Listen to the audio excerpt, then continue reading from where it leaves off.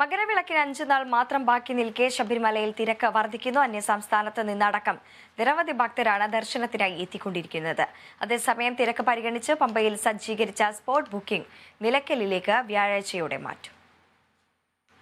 മണ്ഡല മകരവിളക്ക് കാലയളവിൽ ഇതുവരെ ശബരിമല ദർശനം നടത്തിയത് അരക്കോടിയിലേറെ തീർത്ഥാടകരാണ്. ബുധനാഴ്ച ഉച്ചവരെ ലഭിച്ച കണക്കനുസരിച്ച് 50,87,667 പേർ ദർശനത്തിന് എത്തി. 40,95,566 ഭക്തരാണ് മണ്ഡലകാലത്ത് എത്തിയത്. മകരവിളക്കുത്സവത്തിന് നട തുറന്ന 30 മുതൽ ബുധനാഴ്ച ഉച്ചവരെ 9,91,101 തീർത്ഥാടകർ ദർശനം പൂർത്തിയാക്കി. മകരവിളക്കിനായി നട തുറന്ന ശേഷമുള്ള എല്ലാ ദിനങ്ങളിലും ലക്ഷത്തിനടുത്ത് തീർത്ഥാടകർ എത്തുന്നുണ്ട്. മകരവിളക്കിന് 5 ദിനങ്ങൾ മാത്രം അവശേഷിക്കെ സമാനമായ തിരക്ക് ഉണ്ടാകും എന്ന് തന്നെയാണ് ദേവസ്വം ബോർഡും പോലീസും കണക്ക് കൂട്ടുന്നത്. ഇതിന്റെ ഭാഗമായി മകരവിളക്ക് ഉത്സവ ദിവസവും അതിന് മുൻപുള്ള 2 ദിവസങ്ങളിലും ഹൈക്കോടതിയുടെ നിർദ്ദേശപ്രകാരം വെർച്വൽ ക്യൂവിന്റെയും സ്പോട്ട് ബുക്കിംഗിന്റെയും എണ്ണത്തിൽ നിയന്ത്രണം വരുത്തിയിട്ടുണ്ട്.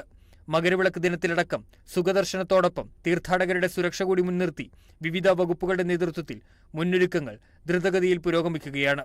അതേസമയം പമ്പയിലെ സ്പോട്ട് ബുക്കിംഗ് കേന്ദ്രങ്ങൾ നിലയ്ക്കലിലേക്ക് മാറ്റാൻ ദേവസ്വം ബോർഡ് നീക്കം തുടങ്ങി.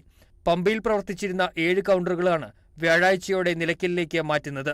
പമ്പയിലെ തീർത്ഥാടക തിരക്കിന് ഒപ്പം സ്പോട്ട് ബുക്കിംഗിനായി എത്തുന്നവരുടെ തിരക്ക് കൂടി വർദ്ധിച്ച സാഹചര്യത്തിലാണ് പുതിയ തീരുമാനം.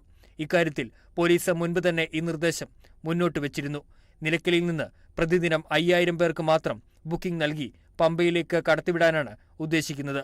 അധികമായി എത്തുന്നവർക്ക് നിലയ്ക്കലിൽ വിരിവെച്ച് വിശ്രമിക്കാനുള്ള സൗകര്യം ഒരുക്കും. Kerala vision news, Sannidhanam.